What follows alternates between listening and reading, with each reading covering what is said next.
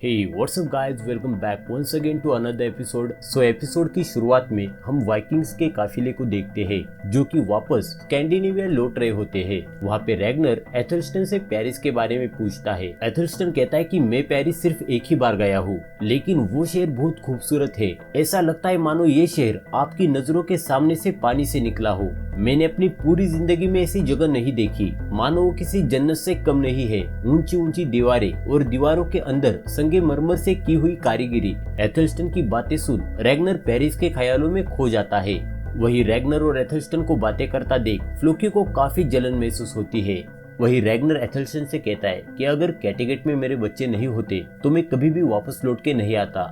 अब फाइनली वो सब कैटेगेट पहुंच जाते हैं, जहाँ पे टॉर्स्टिन को ढूंढते हुए उसकी दो प्रेमिकाएं वहाँ पे आ जाती है। तब उन्हें पता चलता है कि अब टॉर्स्टिन इस दुनिया में नहीं है। वही नदी किनारे एस्लॉक को अकेला देख रैग्नर उससे अपने बच्चों के बारे में पूछता है कि तभी रोलो को सिगी कहीं पे नजर नहीं आती और वो उसको आवाज देने लगता है। रोलो को चिल्लाता देख एस्लॉग उसे बताती है कि सिगी अब मर चुकी है। रोलो पूछता है कैसे।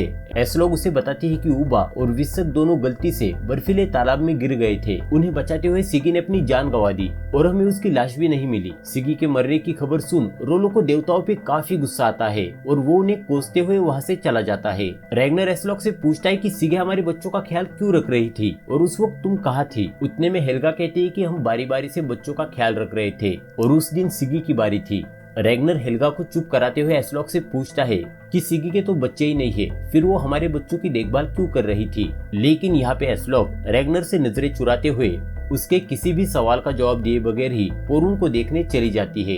वहाँ जाने पर पोरून एस्लॉग को वहाँ से चले जाने को कहती है। एस्लॉग पोरून से पूछती है आखिर क्या हुआ है, क्या मैं तुम्हारी कुछ मदद कर सकती हूँ। एस्लॉग की बात सुन पोरून अपना जख्मी चेहरा उसे दिखाते हुए पूछती है कि क्या आप अब भी मेरी मदद करना चाहती हो।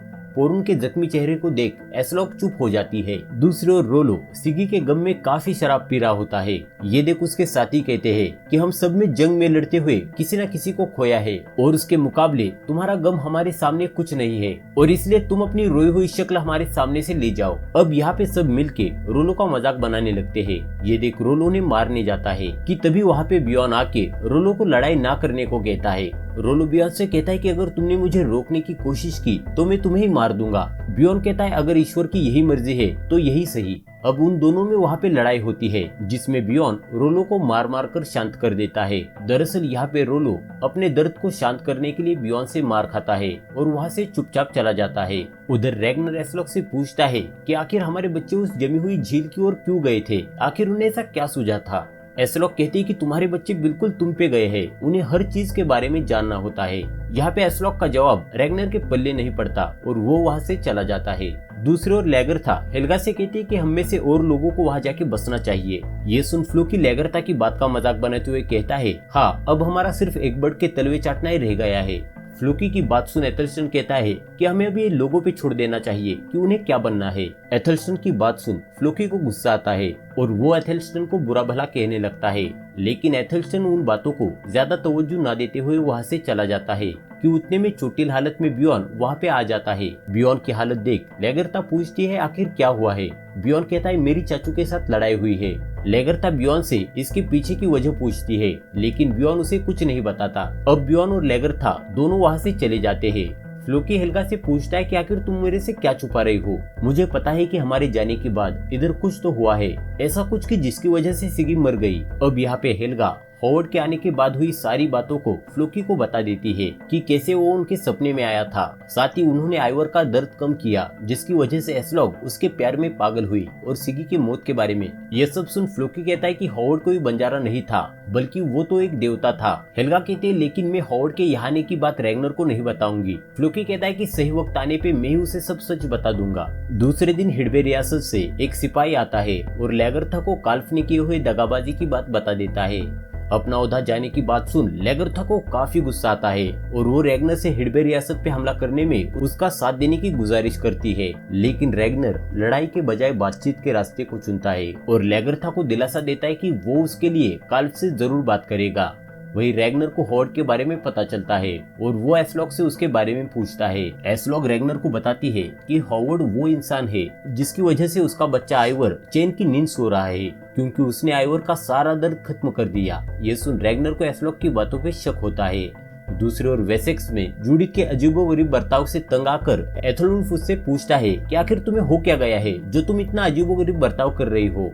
जूडिथ एथलवुल्फ को बताती है कि वो माँ बनने वाली है। एथलवुल्फ कहता है ये कैसे हो सकता है, हमारे बच्चे के जन्म के बाद हम कभी भी एक दूसरे के नजदीक नहीं आए। अब वो चिल्लाते हुए जूडिथ से पूछता है आखिर ये बच्चा किसका है, लेकिन जूडिथ एथलवुल्फ को कुछ नहीं बताती। जूडिथ की चुप्पी देख एथलवुल्फ उसे कोसते हुए कमरे से बाहर आता है कि तभी वहाँ पे किंग एग्बर्ट आ जाते हैं और एथलवुल्फ को अपने साथ ले जाते हैं। दरअसल उत्तरवासियों ने वेसेक्स में जिस जगह पर अपनी बस्ती और खेती बसाई होती है उस जगह को लेकर वहाँ के ईसाई लोग और वाइकिंग्स में झड़प हो रही होती है और इसी बात की खबर लेके वहाँ पे एक किसान आया होता है। अब किंग एग्बर्ट अपने मंत्रियों और एथलवुल्फ को हुक्म देते हुए वाइकिंग्स की बस्ती में जाते हुए उनकी सारी तकलीफों को जड़ से मिटाने का हुक्म देता है।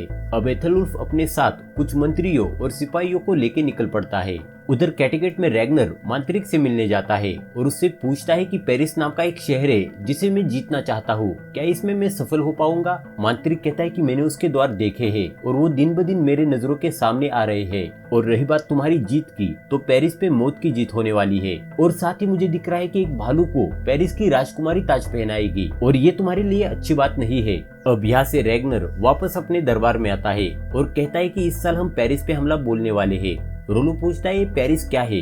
रैग्नर कहता है पेरिस फ्रैंकिया देश का एक खूबसूरत शहर है, लेकिन उसे जीतना इतना आसान नहीं है क्योंकि पेरिस एक बड़ा शहर है और वो शहर चारों तरफ से बड़ी बड़ी दीवारों से घिरा हुआ है और आज तक किसी ने भी पेरिस पे हमला करने का सपने में भी सोचा नहीं है, लेकिन मैं उस पे हमला कर उसे जीत के दिखाऊंगा। रैग्नर की बात सुन सब लोग झूम उठते हैं, लेकिन लेगरथा को ये बात पसंद नहीं आती और वो रैग्नर को उसका वादा याद दिलाते हुए पेरिस जाने से पहले काल्फ से निपटने को कहती है। और अब यहाँ से वो सब हिड़वे जाते हैं जहाँ पे लेगरथा काल्फ को धोखेबाज कहते हुए अपना ओहदा उसे वापस देने को कहती है। वही रैग्नर काल्फ को अकेले में बात करने के लिए ले जाता है और उससे कहता है कि मैं नहीं चाहता कि हम आपस में लड़के अपना सारा खून बहाए, क्योंकि मौसम के बदलते ही मैं पेरिस पे हमला करना चाहता हूँ और मैं चाहता हूँ कि तुम भी अपने आदमियों और जहाजों के साथ इस जंग में हमारा साथ दो, और अगर तुमने मना कर दिया तो तुम अपना सब कुछ खो दोगे। उतने में वहाँ पे लेगरथा काल्फ से बातचीत करने आ जाती है। लेगरथा के आते ही रैग्नर उन दोनों को अकेला छोड़ वहाँ से चला जाता है।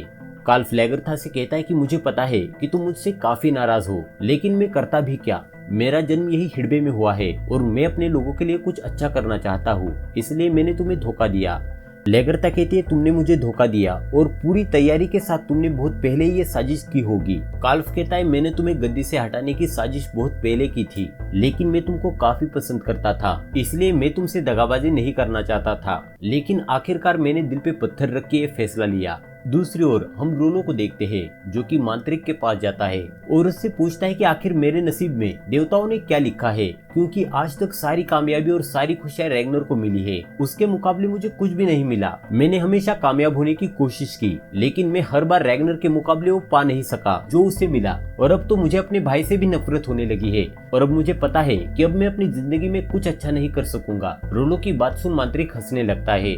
रोलो कहता है आप मुझ पे हंस क्यों रहे हो। मांत्रिक कहता है अगर तुम्हें पता होता देवताओं ने तुम्हारे बारे में क्या सोच के रखा है तो तुम ऐसा नहीं सोचते। रोलो कहता है मेरी समझ में कुछ नहीं आया। मांत्रिक कहता है कि तुम सिर्फ इतना याद रखना कि पेरिस में एक राजकुमारी भालू को ताज पहनाएगी। दूसरी ओर वेसेक्स में एथलवुल्फ वाइकिंग्स की बस्ती में घुस के उनकी मदद करने के बजाय बड़ों से लेके बूढ़ों तक और औरतों से लेके छोटे बच्चों तक सबको मौत के घाट उतार देता है और वेसेक्स में बसी वाइकिंग्स की बस्ती का नामो निशान मिटा देता है और अपने ईश्वर को याद करते हुए उस बस्ती को जला देता है। उधर लेगरथा कैटेगेट को छोड़ जाने लगती है क्योंकि रैग्नर काल्फ के खिलाफ लड़ने में उसकी मदद नहीं कर रहा होता है। वही बियॉन लेगरथा को रोकने की कोशिश करता है, लेकिन वो उसकी बात नहीं सुनती। वही फ्लोकी रैग्नर को नदी किनारे अकेला खड़ा देख उसके पास जाता है और उसे एस्लॉग और हॉवर्ड के बीच हुई सारी वारदात बता देता है। और कहता है कि हॉवर्ड तुम्हारी पत्नी को तुम्हारे बच्चों से दूर ले जाता था और वो दोनों साथ में रहते थे और साथ ही वो दोनों एक दूसरे से प्यार करने लगे थे। यहाँ पे रैगनर फ्लोकी की बात सुन लेता है और उससे बिना कुछ कहे वहाँ से चला जाता है। उधर वेसेक्स में एथेलवुल्फ और मंत्रियों के कारनामे की वजह से किंग एग्बर्ट तिलमिला उठता है और उनसे पूछता है, तुमने ये समझौता किसके हुक्म से तोड़ा? ये समझौता उत्तरवासी और हमारी दोस्ती की मिसाल था। और अब किंग एग्बर्ट इस गुस्ताखी के लिए अपने सारे मंत्रियों को दोषी ठहराते हुए उन्हें सजा देते हुए कैद करने का हुक्म देता है। अब यहाँ पे मंत्रियों को कैद में ले जाने के बाद एग्बर्ट अपने असली रूप में आ जाता है और इस कारनामे के लिए एथेलवुल्फ को शाबाशी देता है। दरअसल यहाँ पे एग्बर्ट को अपने मंत्रियों में पनप रही बगावत की भनक लगी होती है और इसलिए उसने एथेलवुल्फ के साथ मिलके इस षड्यंत्र को अंजाम दिया होता है, क्योंकि वो उन्हें सजा देने का सिर्फ एक मौका ही ढूंढ रहा होता है जो कि उसे वाइकिंग्स की बस्ती के बर्बाद होते ही मिल गया था। साथ ही उसने उत्तरवासियों का इस्तेमाल सिर्फ अपने मकसद के लिए किया था ताकि वक्त आने पे वो उन्हें दूध में से मक्खी की तरह निकाल कर फेंक सके। और अब इसी सीन के साथ यहाँ पे एपिसोड खत्म होता है। सो दोस्तों, आपको एपिसोड कैसा लगा प्लीज मुझे आपके कमेंट करके जरूर बताना। और साथ ही आज से इस चैनल पर रेगुलर वीडियोस अपलोड होती रहेगी, सो आपका प्यार ऐसे ही बनाए रखना। सो मिलते हैं नेक्स्ट वीडियो के साथ।